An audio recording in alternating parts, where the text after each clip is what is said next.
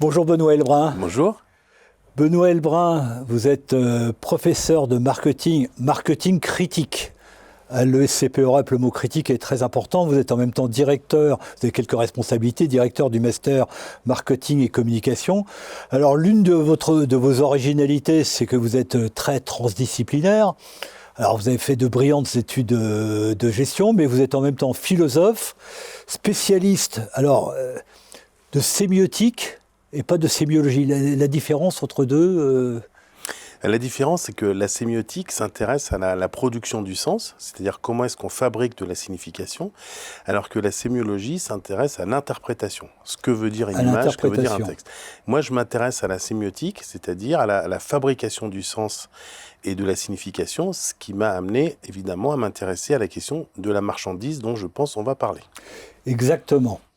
Alors vous avez justement un regard très critique et ravageur sur la marchandise et la société de consommation, mais on verra dans la suite de l'entretien que plus critique que ravageur, je dirais, mais... Plus critique que ravageur, ouais.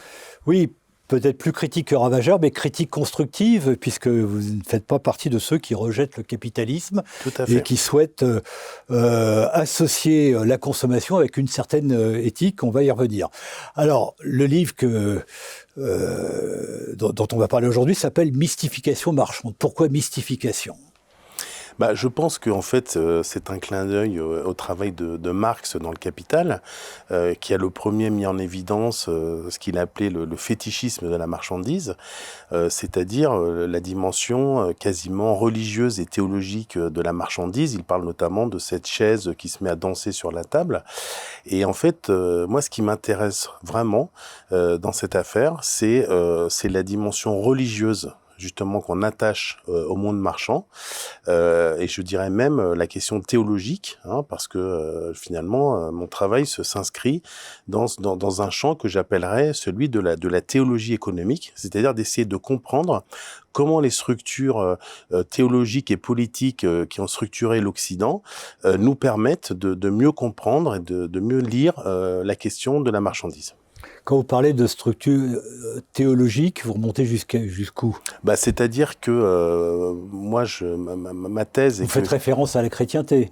Je fais référence à la chrétienté parce que, évidemment, je connais pas tous les systèmes théologiques, mais je me suis notamment beaucoup intéressé à la façon dont l'Église catholique a posé les fondements du marketing avec le logo, le positionnement, l'importance de la promotion des ventes, etc. Donc on avait déjà des fondements qui étaient extrêmement clairs, mais surtout la façon dont les organisations marchandes vont mettre en place des systèmes de croyances qui sont adossés à des systèmes de comportement, donc il y a une forme de ritualisation aussi des comportements, ce qui est le propre des religions, parce qu'une religion, il faut qu'elle vive à travers des pratiques et des actes qui se répètent, donc ce qu'on appelle des rituels. Et ça, ce sont des choses qui m'intéressent énormément, c'est-à-dire que j'aurais tendance à dire que j'ai une vision trinitaire de la marchandise, parce que pour moi, la marchandise, c'est d'abord une question de sensorialité, donc il y a une question matérielle, donc la substance, les couleurs, les formes, etc., donc ce qu'on appelle le design. Mais tout ça s'adosse à des systèmes idéologiques, c'est-à-dire des systèmes de valeurs, des systèmes d'attitudes, et ces systèmes idéologiques, en fait, sont liés à des comportements. Et donc, pour moi, une marchandise efficiente, c'est une marchandise qui a des spécificités sensorielles, qui est liée à un système de prescription, et donc de croyances. Et ça, c'est le rôle du marketing, et qui est aussi lié à une façon de modeler des comportements d'achat. Alors, l'ouvrage est titré, Mystification marchande, mais vous concluez sur « Pour un marketing éthique et critique », finalement, ce sera peut-être votre prochain ouvrage. Alors, ça sera peut-être le prochain ouvrage, mais je voudrais bien insister sur la dimension éthique, qui n'est pas la dimension morale.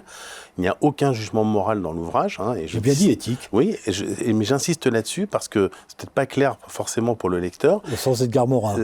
Oui, alors éthique au sens d'Edgar Morin, mais surtout au sens de Paul Ricoeur, le philosophe, c'est-à-dire que il distingue bien la morale qui renvoie à la question du bien et du mal, et l'éthique qui renvoie à la question de ce qu'on estime bon pour soi et pour les autres. Et moi, je m'inscris clairement dans une visée éthique du marketing et du monde marchand. Un compromis en quelque sorte.